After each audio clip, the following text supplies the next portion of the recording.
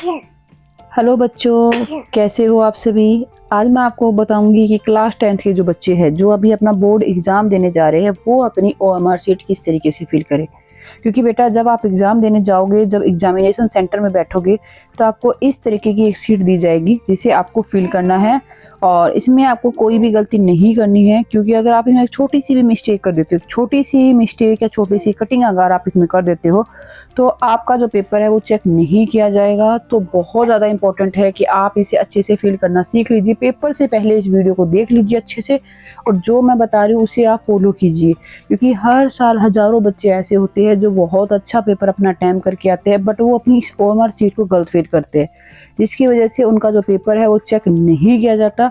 और फिर उन्हें लगता है कि हमने तो पेपर बहुत अच्छा किया था, हम फेल कैसे हो गए, हमारे मार्क्स कैसे नहीं आए। ये सब बातें आप ना सोचो, इसके लिए पेपर को जाने से पहले आप ये वीडियो देख लीजिए। सबसे पहले देखो बेटा, आपको ये एक सीट मिलेगी, इसे आपको फिल करना है। तो आपको फिल कहाँ से स्टार्ट करना है? सबसे पहले आपको यहाँ से, इस साइड से स्टार्ट करना है, ठीक है, लेफ्ट हैंड साइड से। सबसे पहले देखो यहाँ पे आपको अपना सब्जेक्ट लिखना है, जो भी आप पेपर देने जा रहे हो, जो भी पेपर है आपका, जिसका पेपर आप देने जा रहे हो, आपको वो सब्जेक्ट यहाँ पे लिखना है। जैसे लेट्स सपोज कि आपका मैथ का पेपर है तो आपको यहाँ पे मैथ लिखना है। और मोस्ट इंपॉर्टेंट बात, आप ये इंग्लिश और पंजाबी दोनों में से कोई भी लैंग्वेज में फिल कर सकते हो। ऐसा नहीं है कि आपका मीडियम इंग्लिश है तो आप इंग्लिश में फिल करोगे, या फिर पंजाबी है तो पंजाबी में ही फिल करोगे। कोई भी लैंग्वेज में आपको यहाँ पे अपना सब्जेक्ट का नाम लिखना है। दूसरा है day and date of examination. जैसे आपका एग्जाम होता है मंडे को, तो यहाँ पे आपको लिखना है मंडे, और साथ में ही लिखना है आपको डेट ऑफ एग्जामिनेशन। जैसे आप यहाँ पे मंडे लिख देते हो, ठीक है, मंडे, और साथ में आपको लिखना है डेट ऑफ एग्जामिनेशन। मान लेते हैं कि आपका एग्जाम है 6 तारीख को, 6/3 मान लो, जो भी ईयर है आप वहाँ पे लिख सकते हो, ठीक है। ये आपका एग्जामिनेशन का स्टार्टिंग पॉइंट रहेगा। उसके बाद देखिए बेटा, यहाँ पे लिखना आपको मीडियम ऑफ एग्जामिनेशन, कि किस लैंग्वेज में आप अपना पेपर देने जा रहे हो, किस भाषा का इस्तेमाल करोगे। जैसे जो इंग्लिश मीडियम के बच्चे हैं वो यहाँ लिखेंगे इंग्लिश, और जो पंजाबी मीडियम के बच्चे हैं वो यहाँ लिखेंगे पंजाबी, ठीक है। इस वाले पॉइंट में याद रखिएगा, ये चीज़ें मिस्टेक आपको नहीं करनी है। अच्छे से हर एक पॉइंट को समझ लीजिए, और अगर आपको कोई डाउट रह जाता है तो डाउट आप क्लियर कर सकते हो। इस चैनल पे आप कमेंट कीजिए, आपके डाउट भी क्लियर किए जाएंगे। इसके साथ ही मैं आगे बढ़ने से पहले आपको बताना चाहूँगी कि क्लास 10th के जो क्वेश्चन पेपर है वो मैंने इस चैनल पे आप लोगों के साथ शेयर कर दिए हैं। ऑलरेडी सभी सब्जेक्ट के क्वेश्चन पेपर जो है शेयर कर दिए जा चुके हैं। आपको वैसा ही पेपर देखने को मिलेगा। तो अच्छे से पेपर को अटैम्प्ट करने के लिए, फुल मार्क्स लाने के लिए सभी वीडियो जरूर देखिए, हर एक पेपर को अच्छे से अटैम्प्ट कीजिए। मैंने आंसर भी आपको बताया है, ताकि आप सभी बच्चे वीडियो देखते हुए ही हर एक क्वेश्चन का जो आंसर है वो याद कर ले। सभी क्वेश्चन पेपर जो एक रियल क्वेश्चन पेपर है, तो अच्छे से तैयारी कीजिए और अपने एग्जाम में अच्छा स्कोर कीजिए। नेक्स्ट पार्ट में बेटा आपको यहाँ पे ना, यहाँ पे लिखना है write the code as on the written on it. देखो क्वेश्चन पेपर जब भी आपको मिलेगा, उसके ऊपर क्वेश्चन पेपर मिलेगा, यहाँ पे आपको एक बॉक्स में ABCD इस तरह से लिखा मिलेगा। एक किसी के ए होगा, किसी के बी होगा, किसी के सी, तो किसी के डी। जो भी आपके पेपर के ऊपर होगा आपको वो यहाँ लिखना है। जैसे तो कोड लिखने के बाद बेटा देखो नेक्स्ट में आपको ये कुछ अल्फ़ाबेट्स लिखे हुए दिख रहे हैं, यहाँ पे आपको कुछ नहीं करना, ठीक है। ये सिर्फ उन बच्चों के लिए है जो फिजिकली जो चैलेंज है, जिनके कोई भी दिक्कत, जैसे कोई ब्लाइंड है तो बी पे क्लिक करेगा, ठीक है, कोई हैंडीकैप है तो H पे क्लिक करेगा, निशान लगाएगा। उन बच्चों को ये भरना है, आपको नहीं भरना है। जो नॉर्मल बच्चे हैं उन्हें कुछ भी यहाँ पे नहीं लिखना है, ओके।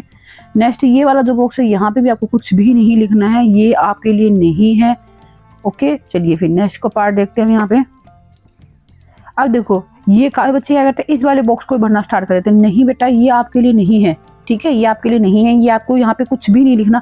यहाँ पे आपको एक पेन से अपनी ड्रॉप भी नहीं लगानी है, ठीक है, डॉट भी नहीं लगानी बिल्कुल भी। रीजन भी, अगर यहाँ पे आप फिल करते हो तो आपका जो क्वेश्चन पेपर है वो चेक नहीं किया जाएगा। ये उन बच्चों के लिए है जो कि एग्जाम में चेकिंग के दौरान नकल करते हुए पकड़े जाते हैं, और वो फिर क्या है, यहाँ पे उनका केस बनता है।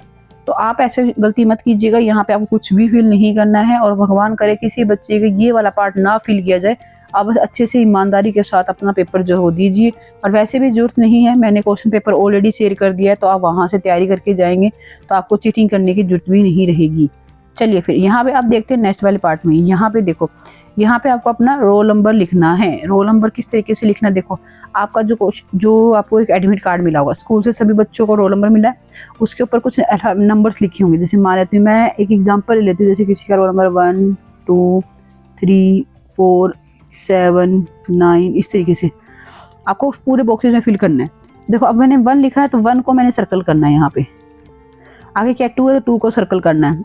अब देखो थर्ड लाइन में क्या, इसमें है 4, तो 4 कहाँ है, 4 यहाँ है, 4 को सर्कल करना है। एक चीज़ याद रखिएगा, जिस बॉक्स में आप ऊपर लिख रहे हैं उसी के नीचे से लाइन में आपको सर्कल को ब्लैक करना है बिल्कुल। जैसे ये 9 है तो 9 कहाँ है, ये 9 है यहाँ पे, तो 9 को सर्कल कर दीजिए। एक पॉइंट को हमेशा याद रखिएगा, जैसे अभी मैं आपको बता रही हूँ, देखिए कंप्यूटर पे लिखना थोड़ा डिफ़िकल्ट होता है, जिसकी वजह से ये जो सर्कल जो आप कर रहे हो ये बाहर निकल रहे हैं, तो आपको एग्जाम में ऐसा नहीं करना। जैसे आप अगर 9 को सर्कल कर रहे हो तो सिर्फ 9 ही सर्कल होना चाहिए, 9 के न तो बाहर निकलनी चाहिए ये जो पेन है, न अंदर कहीं पूरा स्पेस रह जाए थोड़ा, ठीक है। पूरा इसे फिल कीजिए अच्छे से, कोई भी पॉइंट रहना नहीं चाहिए। जैसे अगर मैं यहाँ पे 5 को फिल करती हूँ तो 5 को पूरा फिल करना है बेटा, 5 दिखना नहीं चाहिए, और साइड में जो नंबर्स है वो भी भरने नहीं चाहिए। इस तरीके से आपको लिखना है। नेक्स्ट में देखो, यहाँ पे है प्रश्न पत्र कोड। यहाँ पे जो आपको क्वेश्चन पेपर जो आपको मिला है उसका कोड लिखना है, जैसे ABC में से कौन से आपको वहाँ पे सर्कल करना है। यहाँ पे है सेंटर कोड, जो आपको बेटा रोल नंबर मिला है उसके ऊपर एक सेंटर कोड भी लिखा है। सभी बच्चे अभी अपना रोल नंबर निकाल लो, मैं बता देती हूँ साथ साथ में। फटाफट से वीडियो को पॉज करके एक बार अपना रोल नंबर ले आओ, देख के साथ में जैसे मैं बता रही हूँ आप वैसे आप नोट कर सकते हो, ताकि एग्जाम में जाते आप फटाफट से फिल करना स्टार्ट कर दो। वहाँ पे आपको ढूंढना नहीं पड़ेगा कि सेंटर कोड क्या है, सब्जेक्ट कोड क्या है, कुछ भी ढूंढना नहीं रहेगा बेटा। तो देखो आपके रोल नंबर में जहाँ पे आपके नीचे रोल नंबर लिखा है उसके नीचे ही कहीं सेंटर कोड भी लिखा होगा, इसके जस्ट नीचे ही लिखा होगा बेटा सेंटर कोड।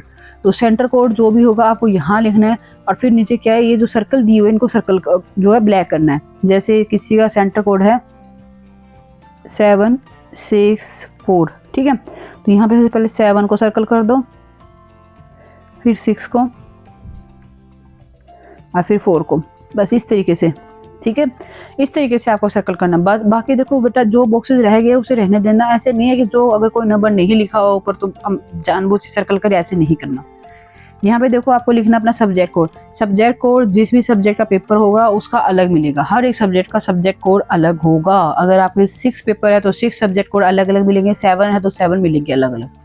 याद रखिएगा subject code subject wise very करेगा। जैसे इंग्लिश का सब्जेक्ट कोड 03 है, मैथ का 05 है, इस तरीके से। और ये आपको कहाँ मिलेगा, आपके रोल नंबर पे ही आपकी डेट शीट भी दी होती है, तो वहीं पे आपको मिल जाएगा।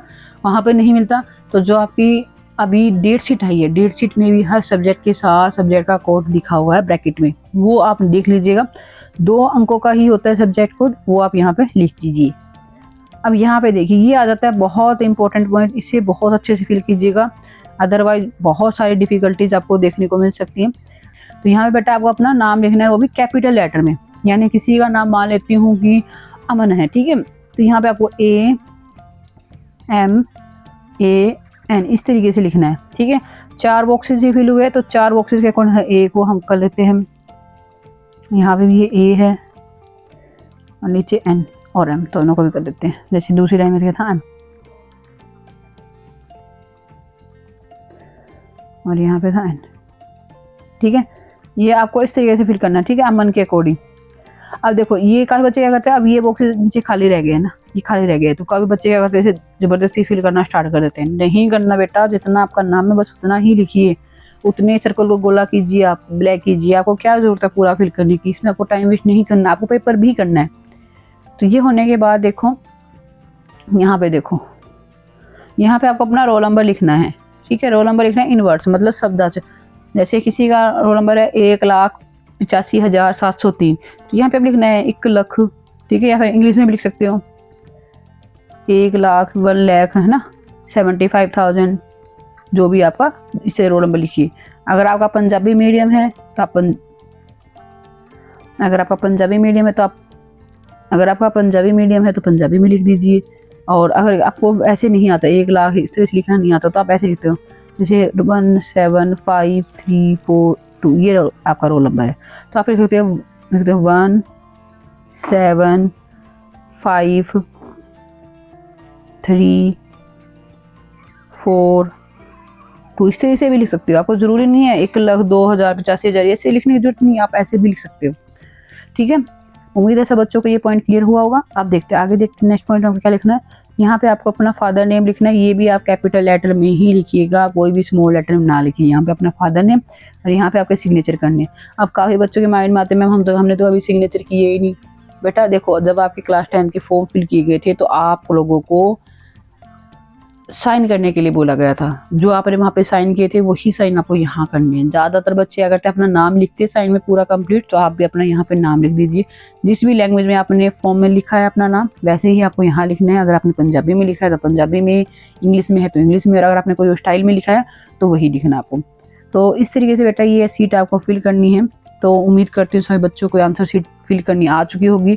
अगर किसी बच्चे को कोई भी डाउट है, कोई भी कन्फ्यूजन है, तो आप कमेंट बॉक्स में कमेंट कीजिए। और जैसे मैंने बताया, पेपर मैंने शेयर कर दीजिए किए हैं, सभी पेपर को आप देखिए, अच्छे से तैयारी कीजिए और साथ में ग्रुप को ज्वाइन कर लीजिए। वहाँ पे मैं इस OMR शीट का जो PDF है वो भी शेयर कर दूंगी।